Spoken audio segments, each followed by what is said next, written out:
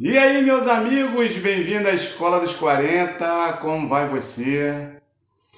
Espero que você esteja bem. Mais um vídeo para você aqui no canal. Quero lembrar a todos que todo dia, às 7 da manhã, nós temos a oração e a palavra de Deus. Todo dia uma live, 7 da manhã. Se você quiser participar, você é nosso convidado. Estamos lendo a Bíblia de Gênesis e Apocalipse. Já chegamos em Números. E acredito eu que até o final do ano, ou antes disso, nós vamos estar chegando ao final da palavra de Deus. Também tem o período da oração e toda segunda-feira tem o jejum. Eu queria me debruçar em um texto bíblico que para mim e para você é um ensinamento interessante. E é bem na verdade que a Bíblia toda ela é um ensinamento muito grande para mim e para você. Eu vejo que há pessoas que estão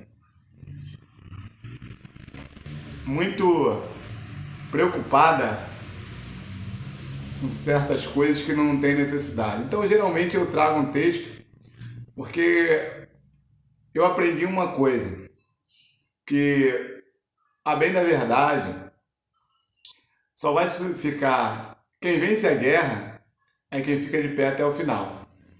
Eu ouvi esse dizer, até mesmo foi o presidente Jair Bolsonaro que falou sobre isso, e é uma verdade.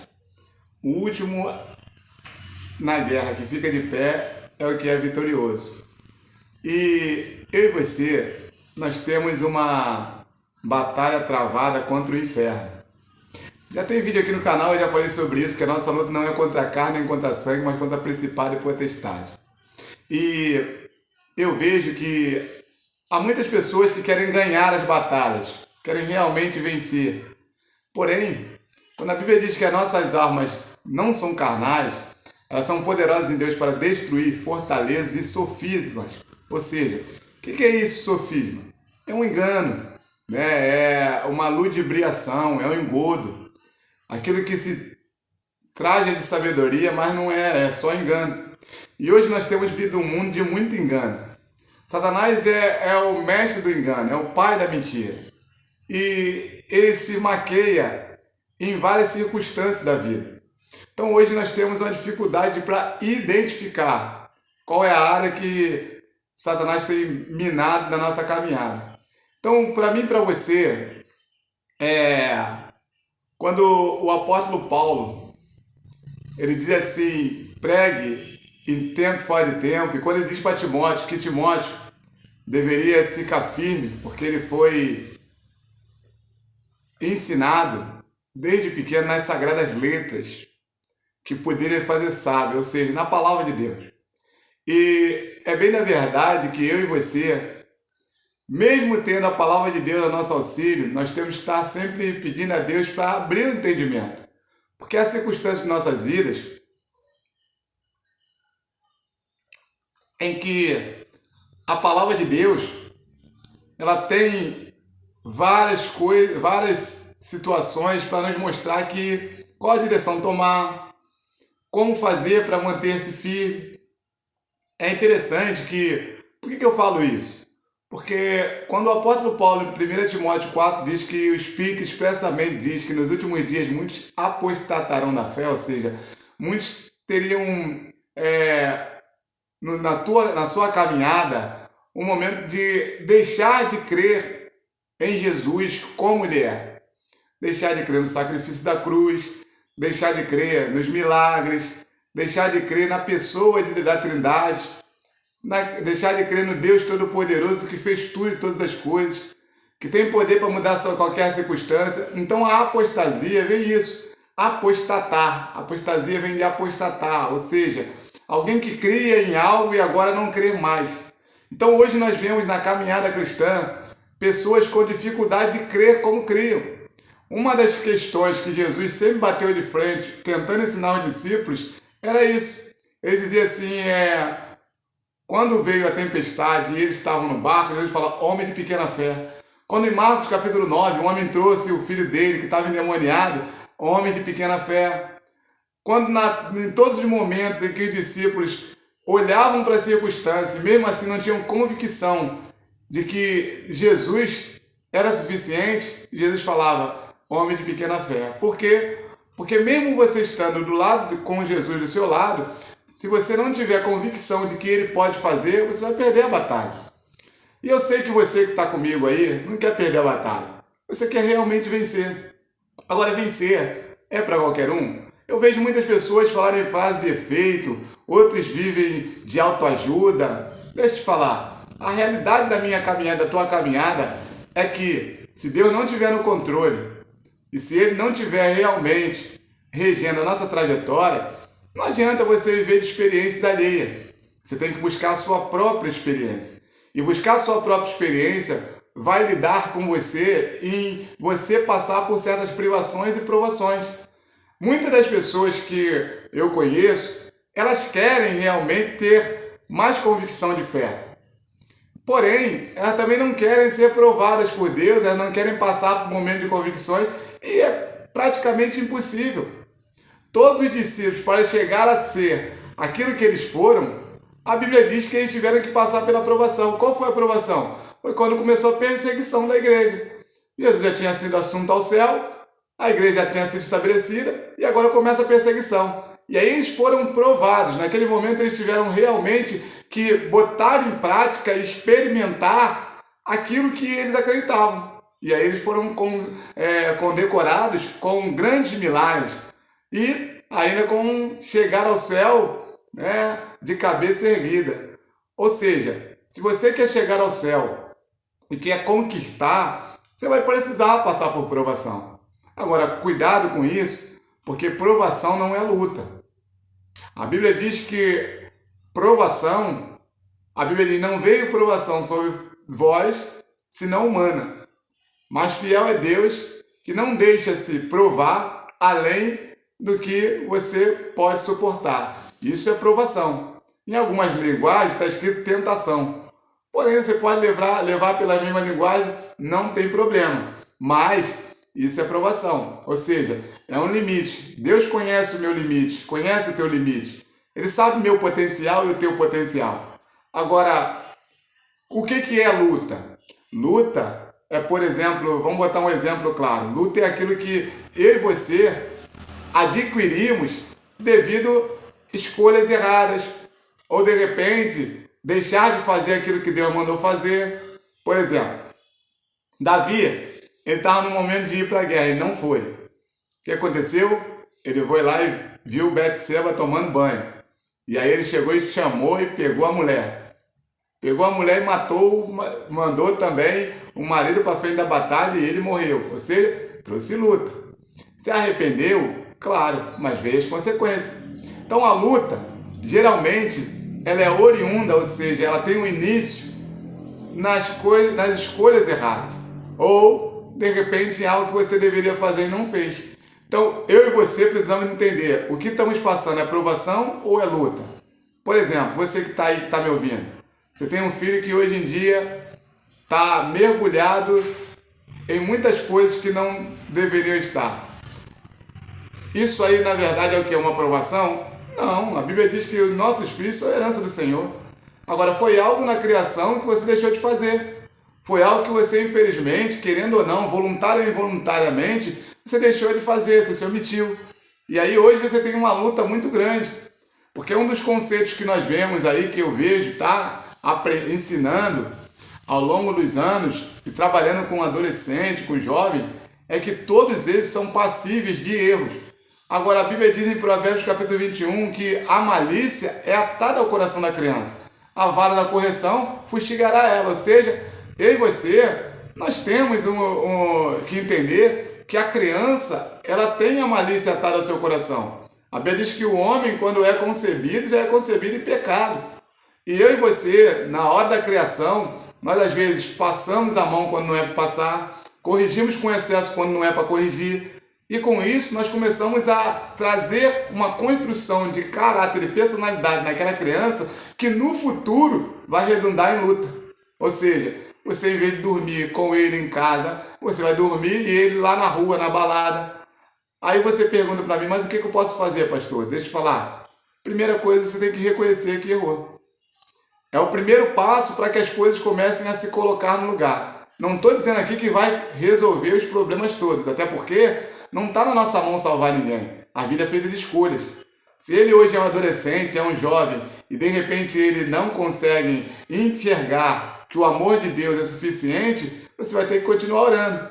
Agora, orando, existe a possibilidade dele retroceder e voltar para o caminho da correção, da obediência a Deus? Existe. Mas também pode acontecer que não. Eu já perdi muitos amigos, colegas, pessoas mulheres que tinham os filhos, mulheres de oração, mas quando chegava lá, num dado momento, os meninos desviavam por causa de alguma negligência em alguma área, ou às vezes passava a mão na cabeça, ou de repente era muito excesso na questão de tudo, sem sabedoria, e aí agora e muitos deles morreram sem retornar ao caminho. A gente fica naquela esperança de que talvez não é certeza. Então, a primeira coisa que eu tenho que dizer para você é o seguinte: se você quer permanecer, você tem que entender que provação e luta são diferentes. Então, eu tenho um amigo que ele falou uma coisa para mim há 20 anos atrás, tremendo. Ele falou assim: olha, quando eu estou sendo subjugado por qualquer circunstância, e esse momento de ser subjugado, tipo assim, humilhado pelo homem, mas se estiver glorificando a Deus, por exemplo, a Bíblia diz que os discípulos, eles eram perseguidos. Em Atos, quando eles foram presos no Sinédrio, e a Bíblia diz que eles tomaram uma surra muito grande, a Bíblia diz que eles tomaram uma surra porque eles estavam pregando a palavra de Deus. E quando eles foram colocados diante dos homens do Sinédrio, eles falaram assim: importa mais obedecer a Deus do que aos homens. Quando eles falam isso, eles tomam uma surra muito grande. Só que quando eles tomam a surra, eles saem de lá e a Bíblia diz que eles saíram felizes. E diz assim: graças a Deus nós fomos achados dignos de sofrer ou apanhar pelo nome de Jesus. Ou seja, eles foram subjugados, mas o nome de Deus estava sendo glorificado. Quando a circunstância é essa, amém. Agora, quando passa, já não é essa, por exemplo, a coisa já mudou de figura. Você está sendo subjugado por alguém porque a pessoa quer simplesmente te humilhar, aí já é outra coisa. Aí você já tem que chegar e tomar atitude de quê? Sair dali. Daquilo que é uma palavra, não é o ato, mas uma palavra que ocorreu no livro de Gênesis. Quando lá no capítulo 19, a Bíblia diz que Deus ia destruir a cidade e os anjos foram lá pegar Ló e disse para Ló: escapa-te pela tua vida. Então, quando Deus está sendo glorificado, é uma coisa, a provação, ela tem disso. Às vezes você está reclamando da igreja. Mas a igreja que eu congrego, tem pessoas que ficam me perseguindo, ou de repente eu não concordo com muitas coisas.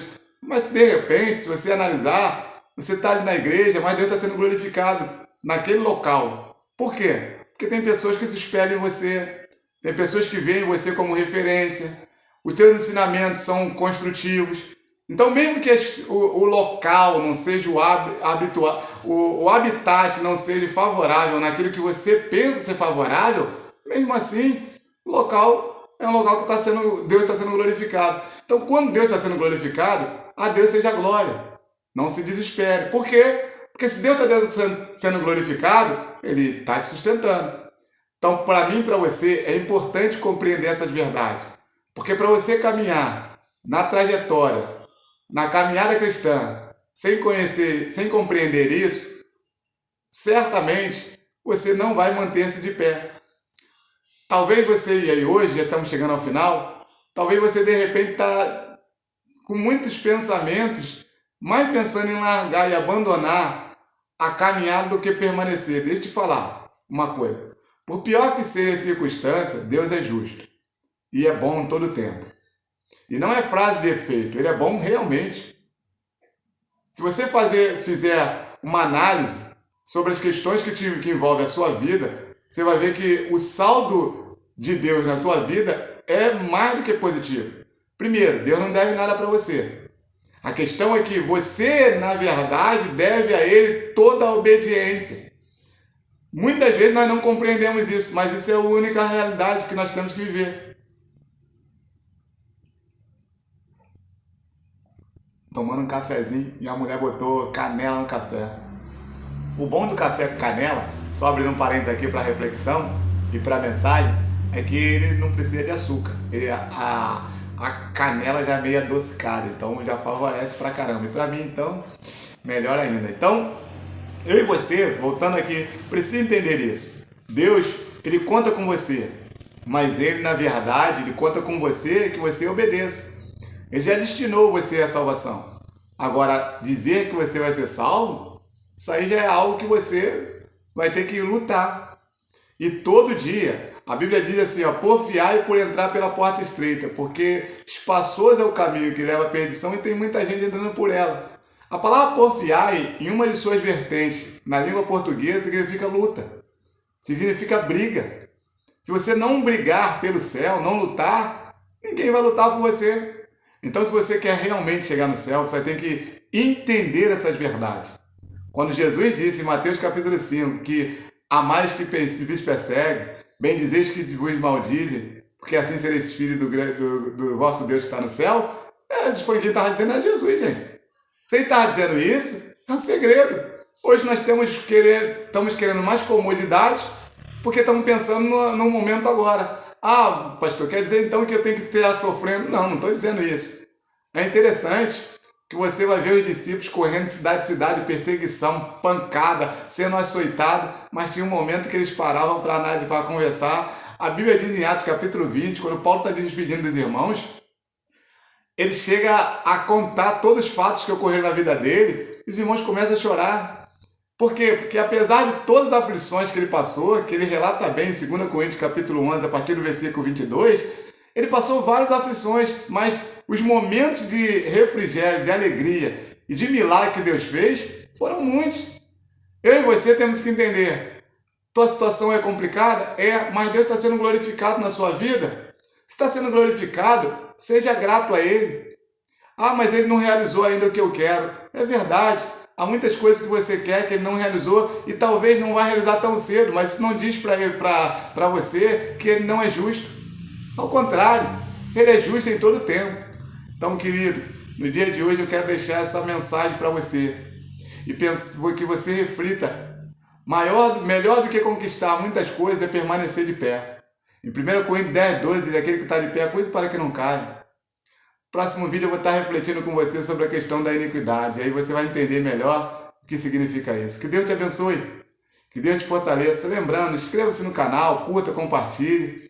Vamos conosco nessa jornada. Ajude esse canal a crescer para propagar melhor a palavra de Deus. Que a boa mão de Deus esteja sobre a sua vida. Amém?